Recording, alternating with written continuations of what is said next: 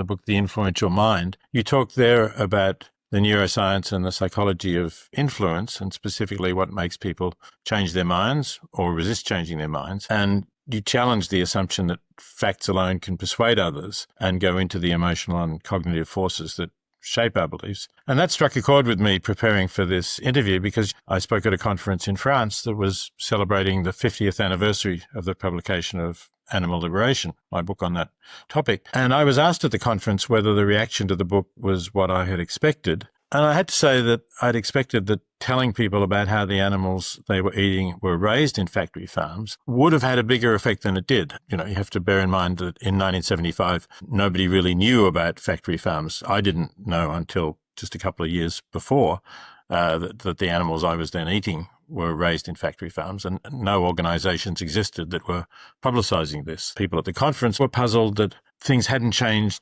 that much, and I suppose I'd expected them to change more, that people learning about how badly the animals they were eating were treated, given that people pretty uniformly said they're against cruelty to animals, would have had a bigger effect. So I'm wondering whether, there's anything you think that could be done about the emotional and cognitive forces that block the kind of change that I and other activists were hoping to create. So I think emotion does help to some extent. And this is why you do have, a good amount of people that don't eat animals. I don't know even how to separate what's emotional and not emotional here. So you can have the reaction. People feel, it's not right to do it. But I think 100% of the time, this feeling of it's not right comes with an emotional reaction to it. So when you think about eating animals or eating a burger tastes good. And so that is rewarding. So you might think this is not right, but at the same time, there's a pull from the rewarding aspect of eating something that's tasty.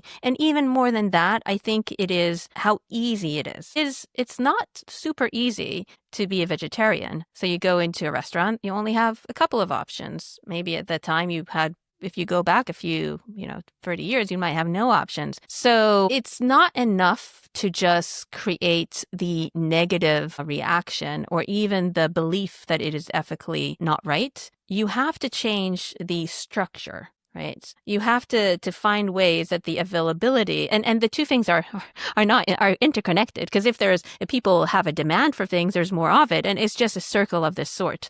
But I think the real way to make a change is to make the alternative be as rewarding and as available.